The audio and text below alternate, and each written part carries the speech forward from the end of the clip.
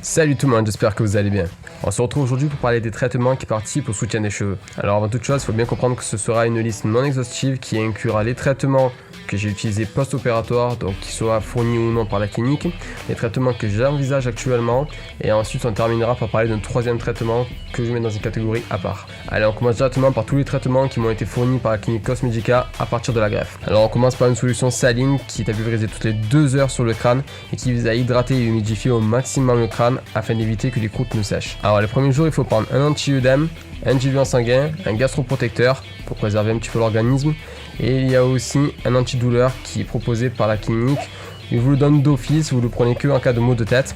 Moi personnellement j'en ai pas eu besoin. 2 jours après l'opération, on commence le premier shampoing avec la mousse. Alors le shampoing est un shampoing hydratant que l'on utilise qu'une seule fois par jour et qui a les mêmes vertus du coup que la solution saline du début. La mousse quant à elle permet de ramollir les croûtes et de favoriser la cicatrisation. Si vous le souhaitez, la clinique a mis en ligne une vidéo sur YouTube qui permet justement de savoir comment appliquer ce premier shampoing avec la mousse. Si comme moi vous avez pris la formule avec 3 nuits, ce que personnellement je recommande, ce qui est cool, c'est que le premier shampoing, du coup la première application de la mousse, c'est la clinique elle-même qui s'en charge. L'avantage c'est que plus les manipulations qui ont lieu sur le crâne sont proches de l'opération, plus ça peut impacter. Donc du coup c'est pour moi, à mon avis, beaucoup mieux que ce soit réalisé par des professionnels. Et d'un autre côté, ça permet de savoir un petit peu avec quelle intensité y aller, etc. Ça donne une idée plus concrète que juste regarder une vidéo, même si c'est toujours mieux que rien. Ce traitement avec le shampoing et la mousse dure environ une semaine, et ensuite on passe à un shampoing un petit peu plus traditionnel que l'on accompagne avec une prise de vitamines. Les vitamines sont à prendre quotidiennement et il s'agit des Air Power Complex, Biotin et Sopalmetto. Le shampoing lui est appliqué tous les 2 jours, donc en gros 3 fois par semaine. Le mieux c'est de s'établir un petit peu un emploi du temps, on va dire. Moi par exemple tous les lundis, mercredis, vendredis je le fais, comme ça au moins je suis à le même rythme et c'est bien. Le but de ces traitements là, ça va être de rendre les cheveux plus forts, d'accroître leur pousse et de diminuer la chute de cheveux. De plus, la synergie de tous ces traitements-là, ça va permettre aux cheveux d'être plus épais et en bonne santé. Voilà pour ce qui est des traitements fournis par la clinique Cosmedica. Depuis la greffe, j'ai eu recours à 2 autres traitements que je me suis procuré seul. Il y a d'une part le minoxidil 5%, d'une autre part le hair filler. J'ai appliqué le minoxidil 5% 2 fois par jour et pendant 3 mois, sous conseil de la clinique et uniquement sur la zone donneuse afin de l'aider à se rétablir.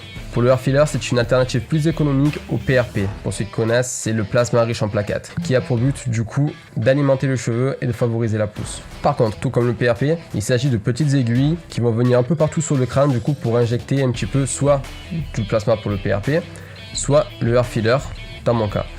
Donc forcément, vous imaginez bien que depuis tout ce temps, votre crâne n'est plus anesthésié.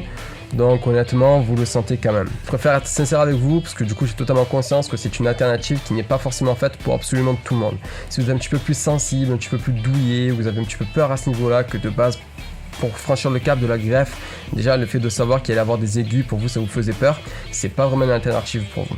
Maintenant, passons aux alternatives que j'envisage. Tout d'abord, il y a une gamme de produits qui me fait de l'œil depuis un moment maintenant et il s'agit de la gamme Luxéol. Ce sont des produits qui sont élaborés en France, j'ai vu quand même pas mal d'avis positifs à leur sujet et en même temps j'ai vu qu'ils étaient assez souvent récompensés par des jurys lors de concours. L'avantage c'est qu'ils sont riches en vitamines et qu'il s'agit de produits naturels qui permettent plusieurs formules en fonction de ce que l'on veut exactement.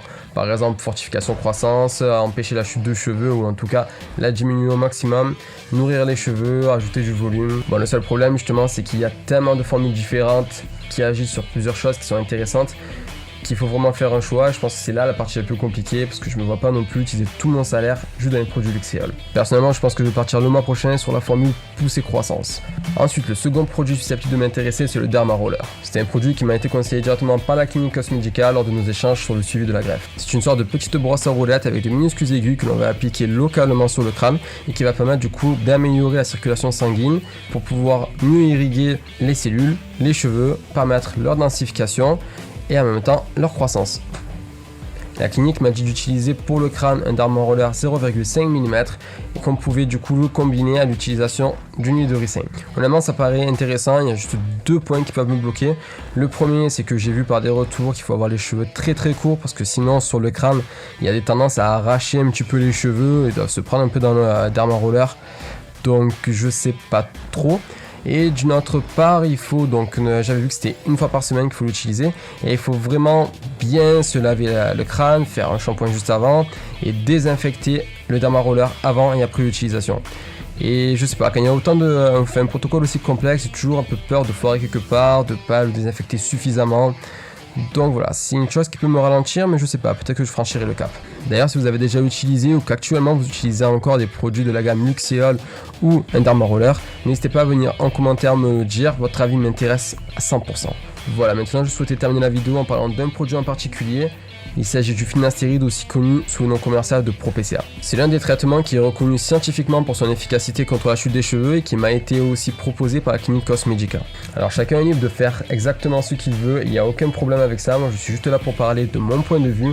Et lorsque la clinique m'a proposé ce traitement-là, j'ai catégoriquement refusé malgré ses effets avérés. Bien qu'il s'agisse de l'un des produits les plus efficaces contre la chute des cheveux, il y a pour moi beaucoup trop d'effets secondaires graves qui sont possibles. Pour ne vous citer que les principaux, on parle de baisse de la libido, d'impuissance complète, d'anxiété surdéveloppée et de gros risques à une dépression sévère. En sachant que ces effets secondaires peuvent persister même après l'arrêt du traitement, que le traitement est efficace contre la chute de cheveux mais pas sur la repousse, et en sachant enfin que dès que vous allez l'arrêter, la calvitie reprendra de plus belle. Honnêtement, pour moi, la question ne se pose pas. Il est hors de question que je mette ma santé en péril pour ce genre de choses et juste pour limiter la perte sans en plus avoir une chevelure de rêve entre guillemets. Il y a trop de risques par rapport aux bénéfices possibles. Pour moi, la balance est totalement déséquilibrée. Alors effectivement, je peux vous dire ça maintenant parce que je n'ai plus de complexe grâce à mes cheveux, mais je peux vous affirmer que j'avais exactement le même point de vue même avant l'opération malgré mon énorme complexe à ce niveau-là. Et voilà, j'ai dit tout ce que j'avais à dire pour cette vidéo concernant les traitements. Si vous voulez en discuter avec moi dans les commentaires, n'hésitez surtout pas à interagir. Je suis là, je vous réponds, je réponds à absolument tout le monde, je lis tous les commentaires. Donc il n'y a aucun problème, on peut parler de tout ça, des traitements que j'ai mentionnés, d'autres traitements si vous en avez eu vent et que vous êtes satisfait d'un traitement peut-être que vous utilisez actuellement. N'hésitez pas à venir m'en parler. Si la vidéo vous a plu, n'hésitez surtout pas à le dire en commentaire, vos retours me font toujours énormément plaisir. Likez la vidéo, ça fait aussi très plaisir. N'hésitez pas à vous abonner à ma chaîne et à activer la cloche pour recevoir les notifications de mes prochaines vidéos. D'ici là, je vous dis à la prochaine. Prenez soin de vous. Ciao tout le monde.